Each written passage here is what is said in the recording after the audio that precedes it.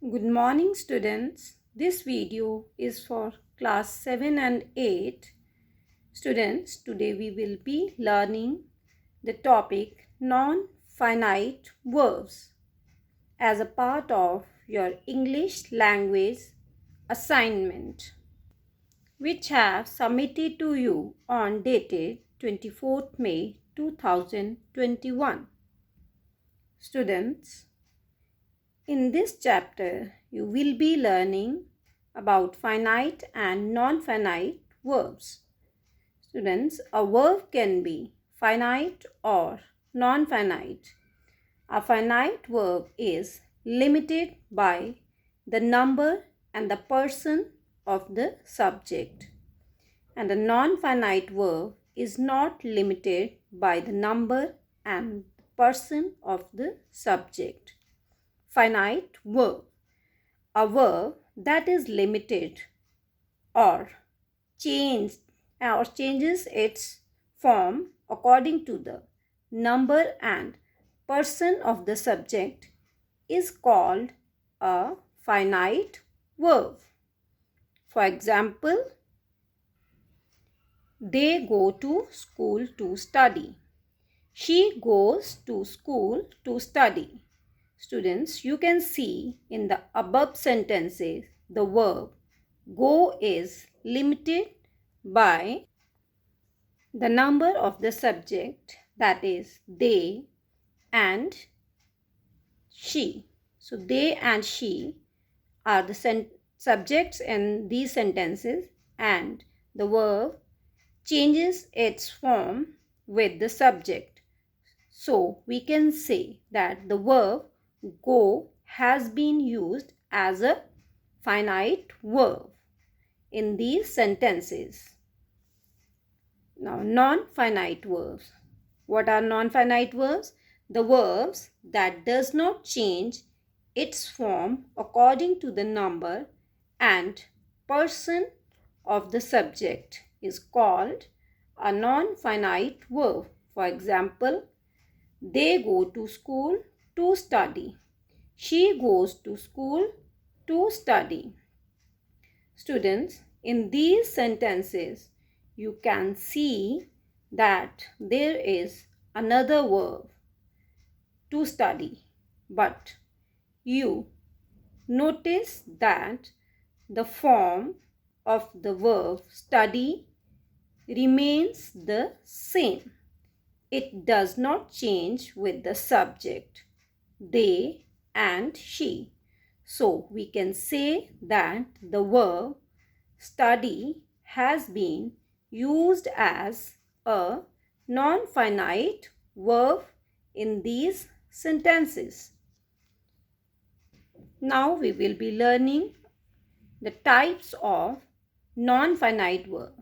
Students, there are 3 types of non-finite verbs. Number 1, the infinitive. 2 plus verb. The infinitive is the base form of the verb. It is usually preceded by the preposition to. An infinitive is used as a noun in a sentence. Present infinitive: to ask, to forget, to write, to read, etc. Perfect infinitive: to have forgotten, to have written, to have stolen, etc. So students, we have done present infinitive, perfect infinitive, and then bare infinitive. Bare infinitive means when we use infinitive without to. Infinitives which are not preceded by to are called bare infinitives, and infinitives can be used as the subject of the verb in a sentence. For example, to find fault is easy. To find fault is easy. Number 2, it is used as the object of the verb in a sentence.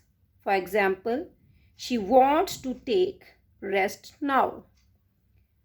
Number 3, it is used as an object of a preposition. For example, this flight is about to take off. Number 5, infinitive is also used as the complement of a verb. For example, this is to maintain peace in the country. Students, now we will be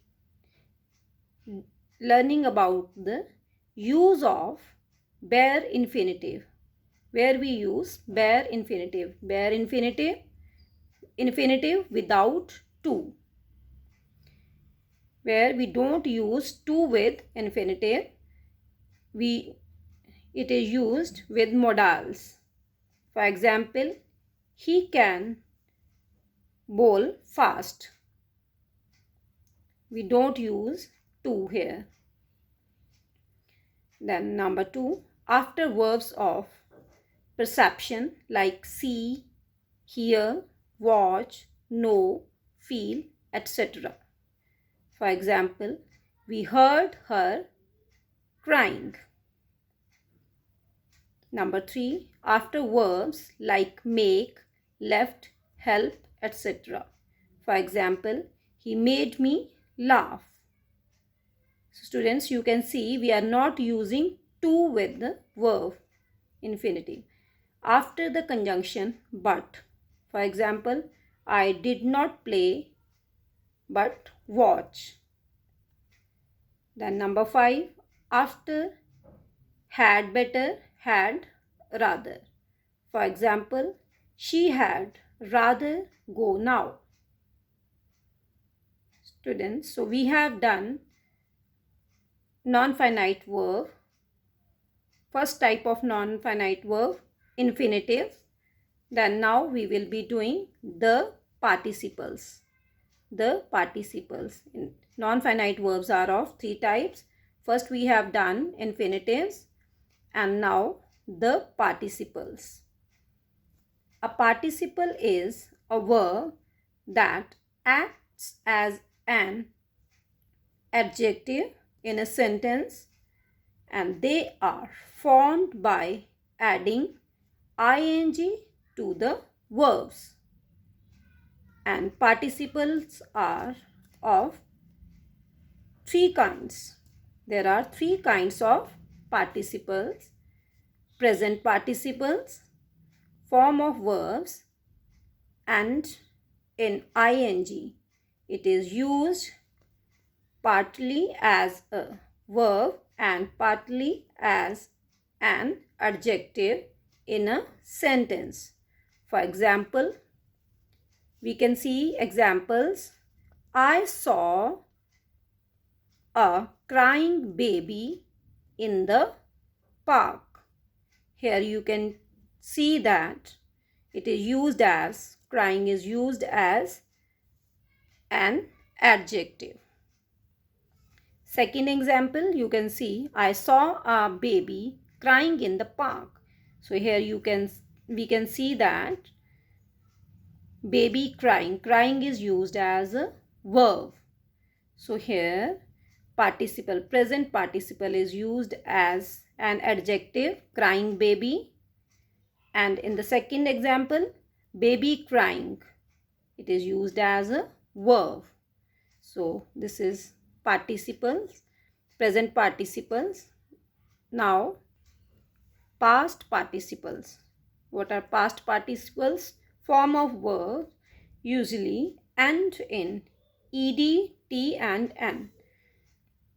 It also works as an adjective or a verb in a sentence. For example, the broken chair was sent for repair. Broken chair, students, you can see broken is used as past participle as an adjective. Deceived by stranger, he came to us. Deceived, here you can see that deceived is used as a verb and past participle. Then we have done present participle, past participle, then perfect participle. Sometimes the second action begins only after the first action has been completed. In such a case, we convert the verb expressing the first action into perfect participles. Having plus V3. Having plus V3. For example, having taken the breakfast, he left for the school. And example number 2, having lost all her money, Ruchi went back home. So students, in non-finite verb, we have done infinitive, number 1, then participles, and number 3, now we will be doing gerund.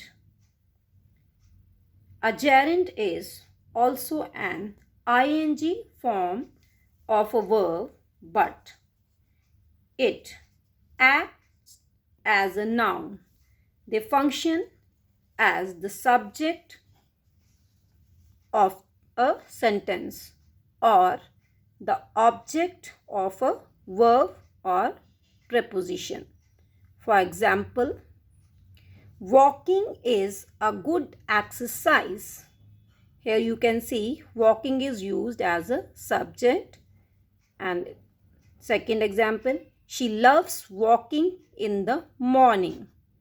Here you can see that it is used as an object. Loves is used as verb and walking is used as gerund. Gerund and infinitive both function as a noun in a sentence, so any of them can be used. For example, I like dancing. I like dancing. It is used as gerund.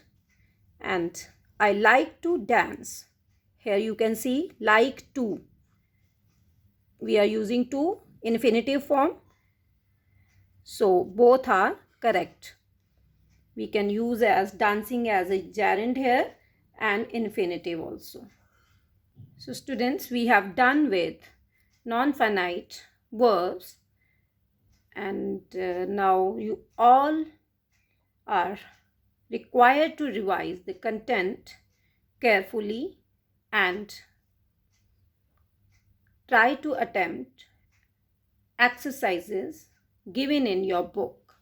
Thank you and have a nice day.